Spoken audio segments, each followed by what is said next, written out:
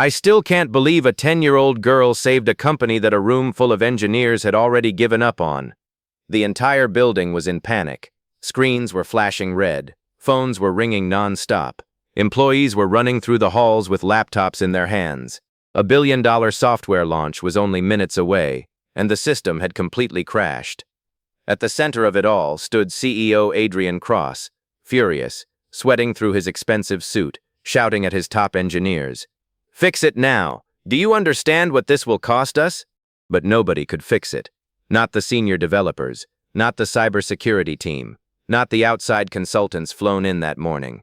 And standing quietly near the glass wall was a black maid named Danielle, holding a cleaning cart, with her little daughter Mia beside her. Mia wasn't supposed to be there. Her mother's babysitter had canceled, and Danielle had no choice but to bring her along. She told Mia to stay quiet, touch nothing, and not bother anyone. But Mia couldn't stop looking at the computer screen, rows of code, error messages, a broken command line. And then she whispered, "That bracket is in the wrong place." The room went silent. The CEO turned slowly. "What did you say?" Before Danielle could pull her daughter back, Mia pointed at the screen and said, "That line is breaking the whole system." A few engineers laughed. One of them muttered, "She's a child." Then Adrian looked at Danielle with cold anger and snapped, "Is your daughter touching my company's computers now? Do you have any idea what this machine is worth?" Danielle's face went pale. "I'm sorry, sir. She didn't mean..." But Mia didn't move. She looked straight at the screen and said, "Sir, if you launch it like this, the system won't just crash. It will erase your client data." Nobody laughed after that.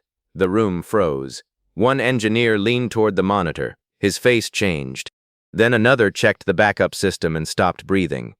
The little girl was right, and the CEO who had just mocked her suddenly realized something terrifying. This wasn't a random crash. Someone had planted the error on purpose. Stay with me, because what this little girl discovered next didn't just save the company. It exposed the person inside the room who wanted to destroy it. By 6:15 that morning, the glass towers of Crosstech Global were already glowing against the gray New York sky. Inside the 42nd floor, lights were on, coffee machines were running non-stop, and dozens of employees moved through the open office with the tense energy of people who had not slept enough. Today was the day Crosstech had been preparing for all year.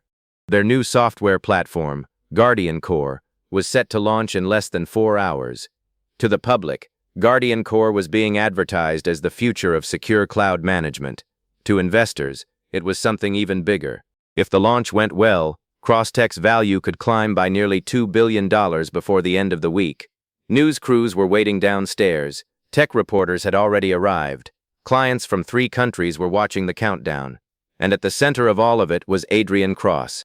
Adrian was 37, sharp-eyed, clean-shaven, and dressed in a dark tailored suit that probably cost more than most employees made in a month.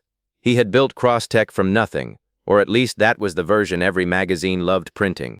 In truth, he had built it with brilliance, pressure, sacrifice, and a temper that could empty a room in seconds. People respected him. Some feared him. Almost no one felt comfortable around him. That morning, Adrian stood inside the main operations room, staring at a wall of giant screens. Lines of system data moved across them like streams of green and white light. Engineers sat at desks with headsets on, testing final commands, checking server loads, reviewing backup systems. The room looked calm from far away, but anyone inside could feel the pressure building. "Status?" Adrian asked. A senior engineer named Paul adjusted his glasses.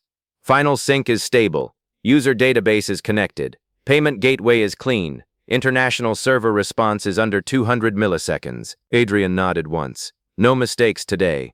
Nobody answered. They didn't have to. They all knew what was at stake. Down on the 39th floor, far from the operations room, Danielle Parker pushed a cleaning cart out of the service elevator.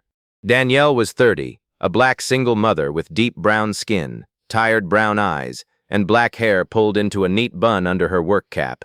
Her uniform was simple. Gray housekeeping dress, white apron, comfortable shoes that had seen too many long shifts. She had worked at Crosstech for almost 2 years, cleaning offices, emptying bins, wiping conference tables, making sure the building looked spotless before people with important titles arrived to claim the day. Most employees didn't know her name. Some called her Miss, some called her cleaning lady. A few never looked at her at all. Danielle had learned not to take it personally, at least not where anyone could see. She had rent to pay, groceries to buy, and a daughter to raise. Pride was expensive. Silence was cheaper. Beside her walked Mia. Mia was 10 years old, small for her age, with deep brown skin, soft curls tied back with a purple headband, and large, serious eyes that seemed to notice everything. She wore a yellow sweater under a denim jacket, black leggings, and sneakers with one lace always coming loose no matter how many times Danielle tied it.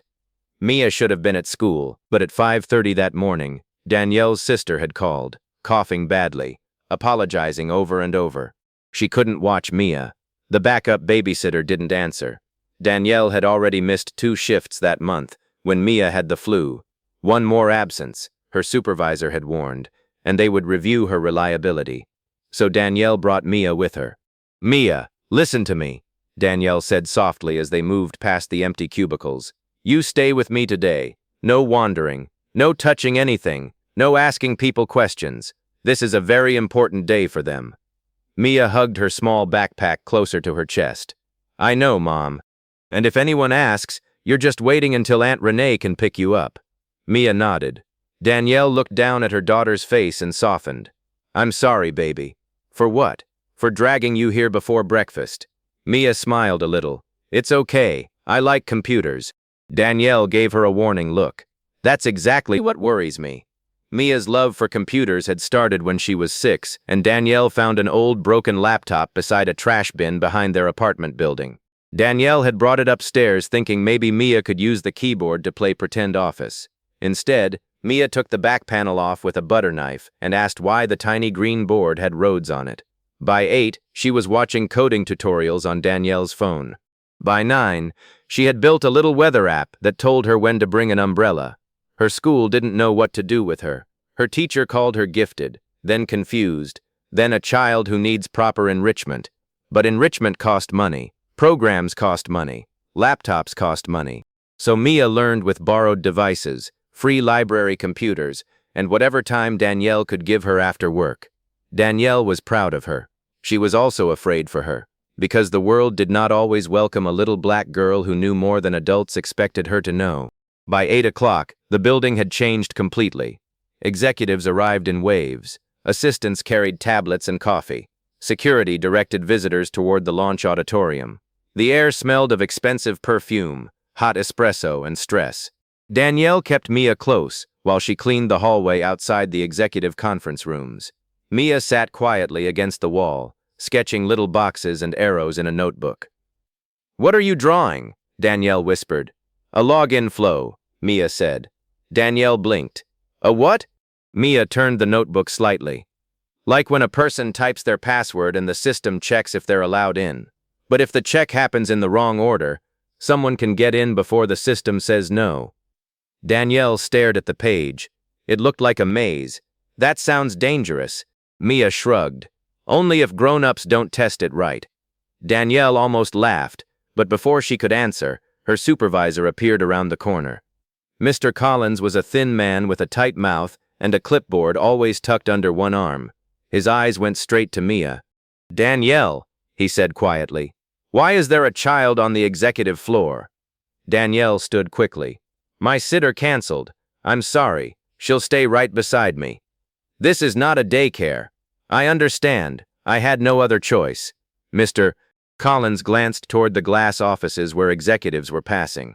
"If Mr. Cross sees this, it's on you." Danielle lowered her eyes. "Yes, sir." Mia looked at her mother, then down at her notebook. She had heard that tone before. Adults used it when they wanted her mother to feel small. At 9:12, the first alarm sounded. Not a loud siren, just a sharp electronic tone from somewhere inside the operations room. Then another, then 3 more at once. Employees began walking faster. A man in a headset rushed past Danielle so quickly he nearly hit her cleaning cart. "Move!" he snapped without looking. Danielle pulled the cart back. Mia stood beside her, watching. Through the glass wall of the operations room, the giant screens changed. Green lines turned yellow, then red. One monitor flashed a warning message. Another went black. Engineers stood from their chairs. Someone shouted for the back-end team. Someone else yelled that the authentication gateway had stopped responding. Then Adrian Cross came storming out of the elevator. "What happened?" he demanded. Paul, the senior engineer, met him halfway. "We're looking into it. That is not an answer. The main system is rejecting internal access tokens.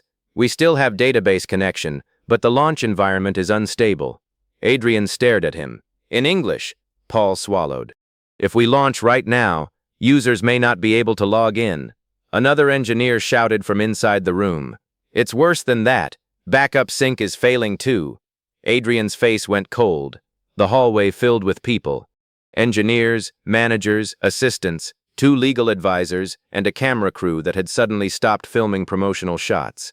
Danielle tried to move Mia away, but Mia was staring through the glass. Rows of code were visible on one of the large screens. Her eyes narrowed. Inside the operations room, panic grew by the minute. Engineers typed furiously. Commands failed. Servers restarted and crashed again.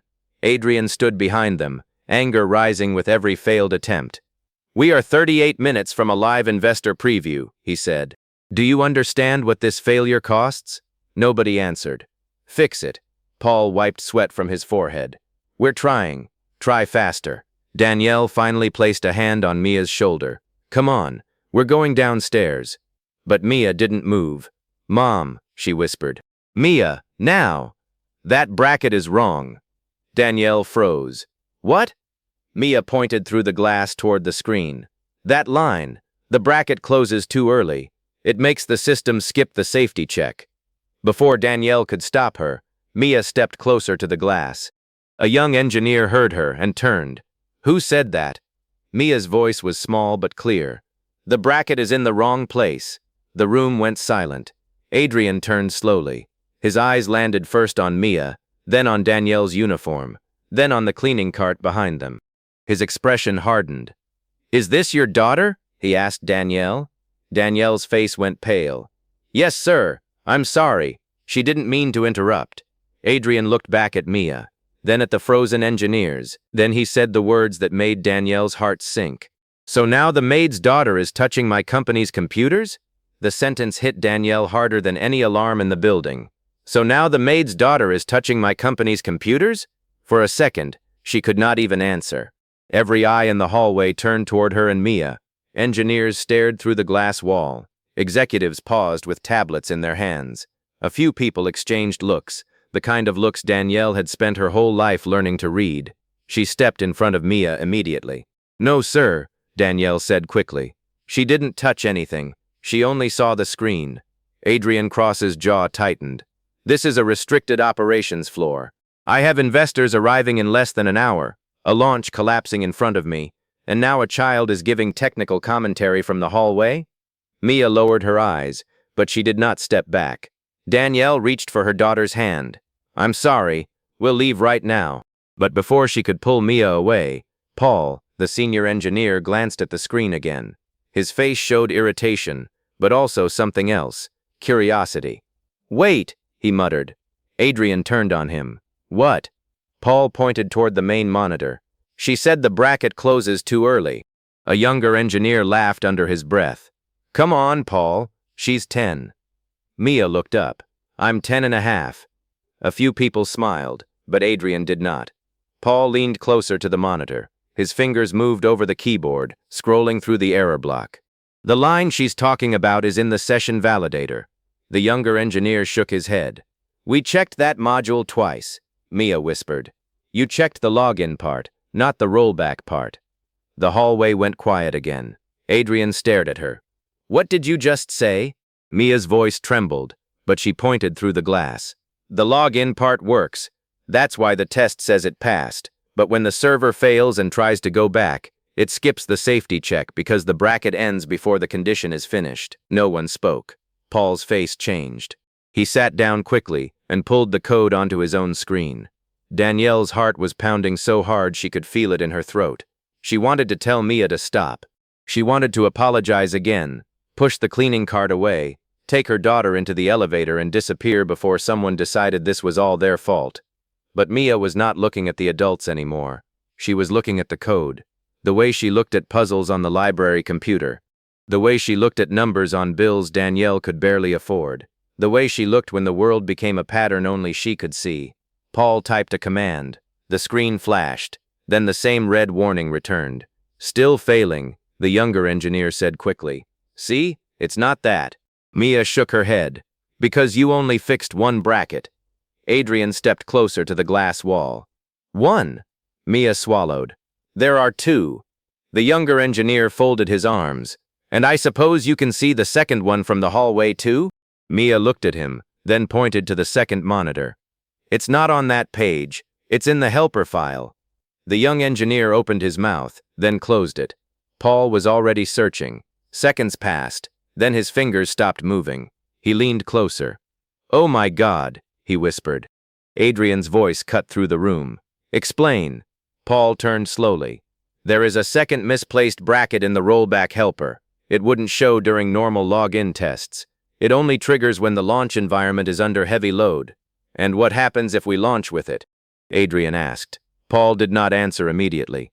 That hesitation made the whole room colder. Paul, Adrian said. Paul swallowed.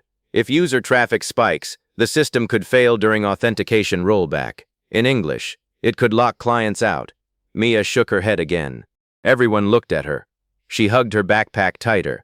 Not just lock them out. Danielle closed her eyes. Mia, baby. But Adrian raised his hand. No, let her finish. Mia looked at her mother, asking silently if it was okay. Danielle wanted to protect her from every hard face in that hallway, but something had already shifted. They were listening now. So Danielle gave the smallest nod. Mia took a breath. If the rollback fails after the database opens, the system might think the client is new. Then it can overwrite the saved account map. Paul's face drained. Another engineer leaned toward his screen. That's impossible. Mia pointed at the code. It's not impossible. It's right there. Paul typed faster now. Run a simulated load. 10,000 users. The team moved. The room that had mocked Mia moments earlier suddenly began obeying the direction her words had created. Keyboards clicked. Screens shifted. Graphs loaded. Someone counted down from 5. The simulation launched. For 12 seconds, everything looked stable. Then the first warning appeared. Then another. Then the entire user map on the test server reset to 0. No one breathed. Paul pushed back from the desk. She's right. The words landed in the operations room like a thunderclap. Adrian stood completely still. $1 billion. Hundreds of clients. Years of work. And the only person who had seen the danger clearly was a 10-year-old girl standing beside a cleaning cart. The younger engineer who had laughed looked away. Danielle felt Mia's hand slip into hers. Adrian turned toward them. His expression was different now. Not kind, not yet, but no longer dismissive. What's your name? He asked. Mia hesitated. Mia Parker. Adrian looked at Danielle. And you brought her here because? Danielle stiffened, expecting punishment. My sitter canceled. I couldn't miss work. I know I broke the rules, sir. I'll accept whatever happens, but please don't blame her. For the first time that morning, Adrian seemed to really see Danielle. Not the uniform, not the cart, the mother. Then another alarm sounded. This one was louder. A technician shouted from inside the room. Someone just pushed a new update to the live branch. Paul spun around. What? We froze updates last night. The main screen flickered. More red warnings appeared. Adrian's eyes sharpened. Who pushed it? Checking logs now, Paul said. Mia stared at the screen. Her face changed again. Not curious this time. Afraid. Danielle noticed immediately. Mia? The little girl pointed at the corner of the monitor. That update name, she whispered. It's not fixing the problem. Paul followed her gaze. The file name appeared in small white letters at the bottom of the screen. Mia's voice became barely audible. It's deleting the backups. The room exploded into movement. Engineers shouted over each other. Paul slammed commands into the keyboard. Adrian stepped into the operations room, his face turning cold with a new realization. This was no longer a mistake. Someone inside Crosstech had waited until the launch morning, waited until panic filled the room, then pushed a patch designed to finish what the broken code had started. Adrian turned to security. Lock this floor. Danielle pulled Mia close as the doors sealed, and Mia, still staring at the screen, whispered the one thing that made Adrian freeze. "Sir, the person who pushed it is still logged in from this room." The operations room froze. For a moment, even the alarms seemed quieter. Adrian Cross stared at Mia, then at the screen, then at the engineers sitting only a few feet away from him. "The person who pushed it," he said slowly, "is in this room?" Mia nodded, but her hand tightened around her mother's fingers. Danielle could feel her daughter trembling now, not because she was unsure, but because she understood something no child should have to understand. Someone powerful in that room had done something wrong, and now everyone was looking at her to prove it. Paul rushed to the main terminal. "Pulling login records now." Adrian's voice was sharp. "Put it on the big screen." A few engineers exchanged nervous looks. The system logs appeared across the front monitor. Lines of usernames, timestamps, device IDs, and access keys filled the screen. To most people in the room, it looked like a wall of meaningless data. To Mia, it looked like footprints. She stepped closer, then stopped, remembering she had been told not to touch anything. Adrian noticed. "It's okay," he said, his voice lower now. "Tell us what you see." Mia swallowed. "The update says it came from admin access." Paul frowned. "That could be any senior engineer." "No," Mia said quietly. "Look at the session time. It started before the patch, but the login token refreshed after the patch was pushed." Paul leaned in. His face changed. "She's right," he whispered. Adrian looked at him. "Meaning?" Paul's voice was tight. "Meaning someone logged in earlier, stayed connected quietly, then pushed the patch during the panic so it would look like part of the recovery process." A heavy silence filled the room. Adrian looked around slowly. "Who had that level of access?" No one answered at first. Then Paul said, "Me. 2 senior engineers, the CTO, and you." Adrian's eyes narrowed. "I didn't push it." Nobody dared respond. Mia pointed toward the bottom of the screen. "The computer name is different." Paul scrolled down. "Device ID, CTG Op S17. A young engineer near the back suddenly stopped moving. Danielle saw it, so did Adrian. The engineer's name was Ryan Bell, 28 years old, one of Crosstech's rising stars. He was the type who always looked busy, always spoke fast, always smiled too much around executives. Earlier, he had been the one laughing when Mia first spoke from the hallway. Adrian turned toward him. "Ryan." Ryan blinked. "Yes? Is that your workstation?" Ryan laughed nervously. "I mean, yes, but I stepped away from it earlier. Anyone could have used it." Paul looked across the room. "Your badge is still logged into that terminal. That doesn't mean I pushed anything." Mia stared at the screen again. "There's another name." Ryan's face tightened.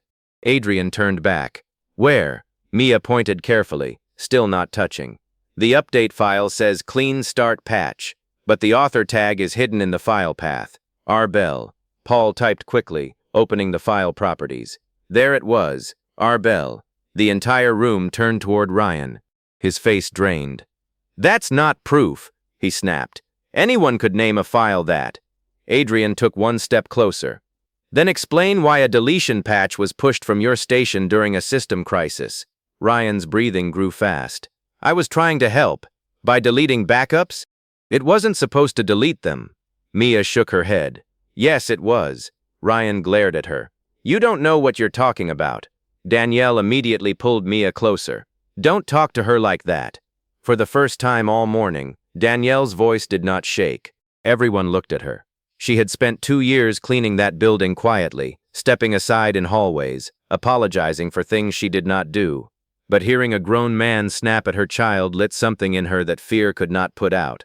"She saw what none of you saw," Danielle said, her eyes fixed on Ryan. "So don't you dare make her feel small because she told the truth." Ryan looked away first. Adrian's expression hardened. "Security," he said.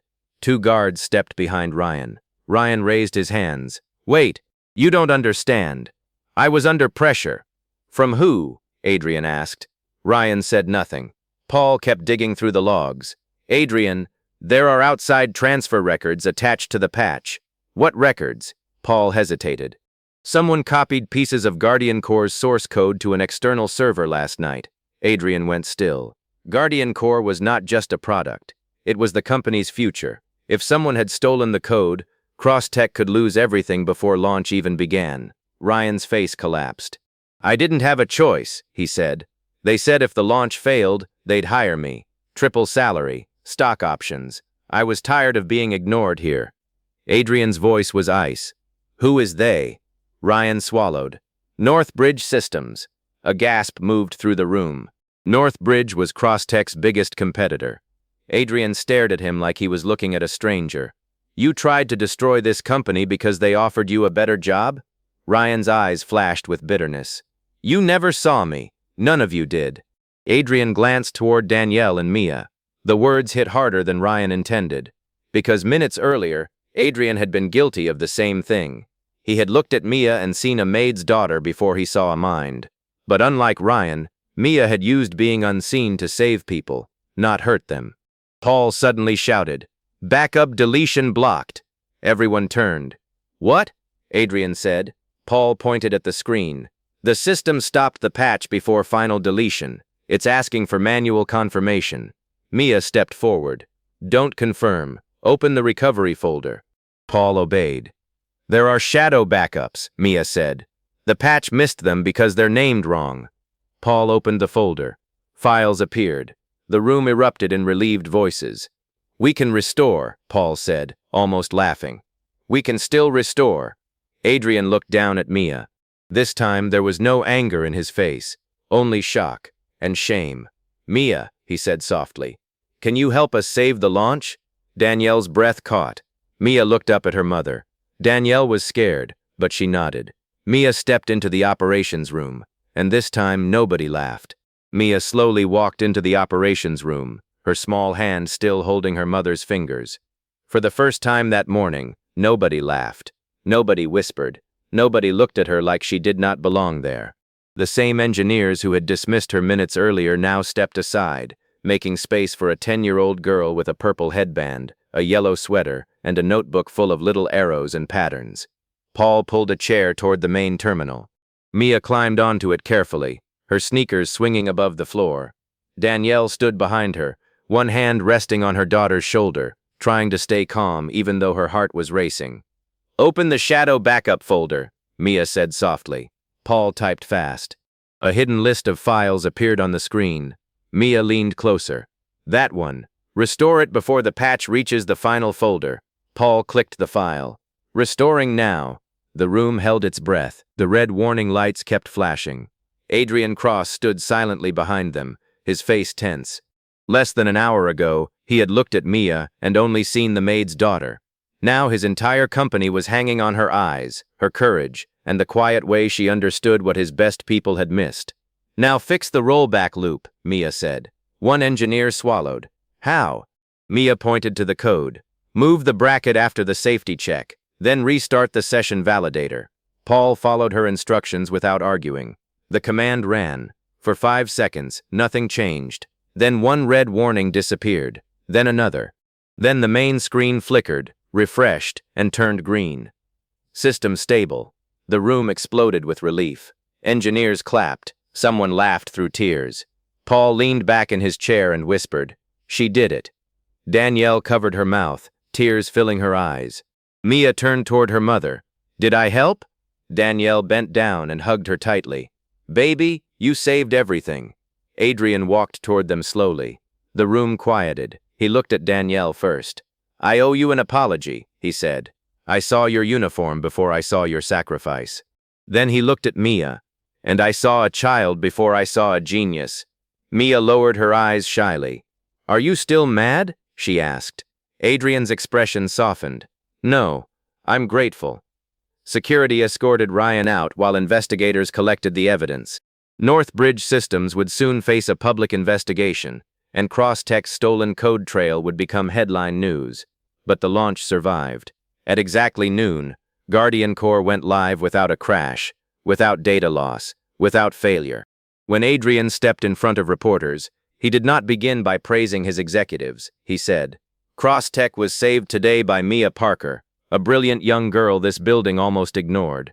6 months later, Crosstech created a free coding scholarship for gifted children from working families.